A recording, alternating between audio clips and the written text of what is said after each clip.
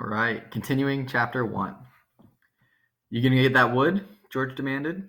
There's plenty right up against the back of that sycamore. Floodwater wood. Now you get it. Lenny went behind the tree and brought out a litter of dried leaves and twigs. He threw them in a heap on the old ash pile and went back for more and more. It was almost night now. A dove's wings whistled over the water. George walked to the fire pile and lighted the dry leaves. The flame cracked up among the twigs and fell to work. George undid his bindle and brought out 3 cans of beans. He stood them about the fire, close in against the blaze, but not quite touching the flame. There's enough beans for 4 men, George said. Lenny watched him from over the fire. He said patiently, I like 'em with ketchup. Well, we ain't got any, George exploded. Whatever we ain't got, that's what you want. God almighty, if I was alone, I could live so easy. I could go get a job and work and no trouble, no mess. All and when the end of the month came, I could take my $50 and go to town and get whatever I want. Why, I could stay in a cat house night. I could eat any place I want, hotel or any place, and order anything I could think of. And I could do all that every month. Get a gallon of whiskey, or sit in a pool room and play cards or shoot pool. Lenny knelt and looked over the fire at the angry George. And Lenny's face was drawn with terror. And what I got, George went on furiously, I got you. You can't keep a job and you lose me every job I get. Just keep me shoving all over the country all the time. And that ain't the worst. You get in trouble. You do bad things, and I gotta get you out of them. His voice rose, nearly to a shout. You crazy SOB. You keep me in hot water all the time. He took on the elaborate manner of little girls when they are mimicking one another. Just wanted to feel that girl's dress. Just wanted to pet it like it was a mouse. Well, how the hell did she know you just wanted to feel her dress? She jerks back, you hold on like it was a mouse. She yells, and we gotta hide in an irrigation ditch all day with guys looking for us. And we gotta sneak out into the dark and get out of the country. All the time, something like that. All the time. I wished I could just put you in a cage with about 1,000,000 mice and let you have fun. His anger left him suddenly. He looked across the fire at Lenny's anguished face, and then looked ashamedly at the flames. It was quite dark now, but the fire lighted the trunks of the trees and the curving branches overhead. Lenny crawled slowly and cautiously around the fire until he was close to George. He sat back on his heels. George turned the bean cans so that another side faced the fire. He pretended to be unaware of Lenny, so close behind him. George, very softly. No answer. George? What do you want? I was only fooling, George. I don't want no ketchup. I wouldn't eat no ketchup if it was right here beside me. If it was here, you could have some. But I wouldn't eat none, George. I'd leave it all for you. You could cover it with your beans, and I wouldn't touch none of it. George still stared morosely at the fire. When I think of the swell time I could have without you, I go nuts. I never get no peace. Lenny still knelt. He looked off into the darkness, across the river.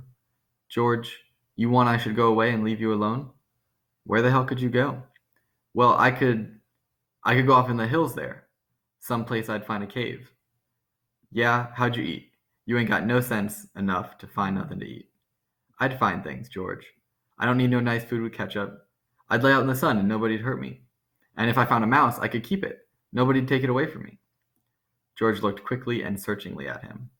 I been mean, ain't I? If you don't want me, I can go off in the hills and find a cave. I can go away any time. No, look, I was just fooling, Lenny. 'Cause I want you to stay with me. Trouble with mice is you always kill 'em. He paused. Tell you what I'll do, Lenny. First chance I get, I'll give you a pup. Maybe you wouldn't kill it. That'd be better then. Mice, and you could pet it harder. Lenny avoided the bait. He had sensed its advantage. If you don't want me, you only just got to say so, and I'll be off in those hills right there. Right up in those hills and live by myself, and I won't get no mice stole from me. George said, I want you to stay with me, Lenny. Somebody'd shoot you for a coyote if you was by yourself. No, you stay with me. Your Aunt Clara wouldn't like you running off by yourself, even if she is dead. Lenny spoke craftily. Tell me, like you done before. Tell you what? About the rabbits. George snapped. You ain't gonna pull nothing over me. Lenny pleads. Come on, George, tell me. Please, George, like you done before. You get a kick out of that, don't you? All right, I'll tell you, and then we'll eat our supper. George's voice became deeper. He repeated his words rhythmically as though he had said them many times before. Guys like us that work on ranches are the loneliest guys in the world. They got no family. They don't belong no place. They come to a ranch and work up a steak, and then they go into town and blow their steak. And the first thing you know, they're pounding their tail on some other ranch. They ain't got nothing to look ahead to. Lenny was delighted. That's it. Now, tell how it is with us. George went on. With us, it ain't like that. We got a future. We got somebody to talk to that cares about us. We don't have to sit in no bar room blowing our jack just because we got no place else to go. If them other guys gets in jail, they can rot, for nobody cares about them. But not us. Lenny broke in. But not us. And why?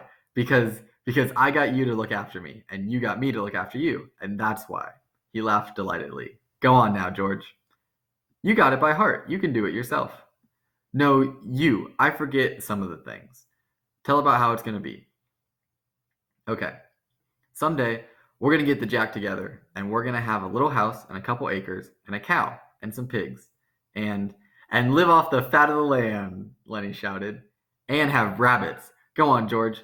Tell them about what we're going to have in the garden, and about the rabbits in the cages, and about the rain in the winter, and the stove, and how thick the cream is, and the milk like you can hardly cut it. Tell about that, George. Why don't you do it yourself? You know all of it. No, you tell it. It ain't the same if I tell it. Go on, George. How I get to tend to the rabbits? Well, said George, we'll have a big vegetable patch, and a rabbit hutch, and chickens. And when it rains in the winter, we'll just say, to hell with going to work, and we'll build up a fire in the stove and sit around and listen to the rain coming down on the roof. Nuts! He took out his pocket knife. I ain't got time for no more. He drove his knife through the top of one of the bean cans, sawed out the top, and passed the can to Lenny. Then he opened a second can. From his side pocket, he brought out 2 spoons and passed one of them to Lenny. They sat by the fire and filled their mouths with beans and chewed mightily. A few beans slipped out of Lenny's mouth. George gestured with his spoon. What you gonna say tomorrow when the boss asks you questions? Lenny stopped chewing and swallowed. His face was concentrated. I ain't gonna say a word. Good boy. That's fine, Lenny. Maybe you're getting better. When we get a couple of acres, I can let you tend the rabbits all right, especially if you remember as good as that. Lenny choked with pride. I can remember, he said. George motioned with his spoon again. Look, Lenny, I want you to look around here. You can remember this place, can't you? The ranch is about a quarter mile up. Just follow the river? Sure, said Lenny. I can remember this. Didn't I remember about not going to say a word? Of course you did. Well, look, Lenny, if you just happen to get in trouble, like you always done before, I want you to come right here and hide in the brush. Hide in the brush, Lenny said slowly.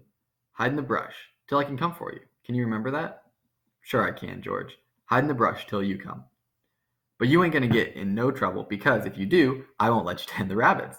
He threw his empty bean can off into the brush.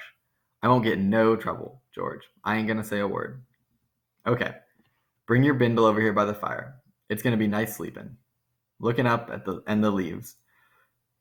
Don't build no more fire. We'll let her die down. They made their beds on the sand, and as the blaze dropped from the fire, the sphere of light grew smaller, the curling branches disappeared, and only a faint glimmer showed where the tree trunks were. From the darkness, Lenny called, George, you asleep? No. What do you want? Let's have different color rabbits, George. Sure we will, George said sleepily. Red and blue and green rabbits, Lenny. Millions of them. Furry ones, George. Like I seen in the fair in Sacramento? Sure, furry ones. 'Cause I can just as well go away, George, and live in a cave. You can just as well go to hell, said George. Shut up now. The red light dimmed on the coals. Up the hill from the river, a coyote hammered, and a dog answered from the other side of the stream. The sycamore leaves whispered in a little night breeze. Boom, and we're on to chapter 2.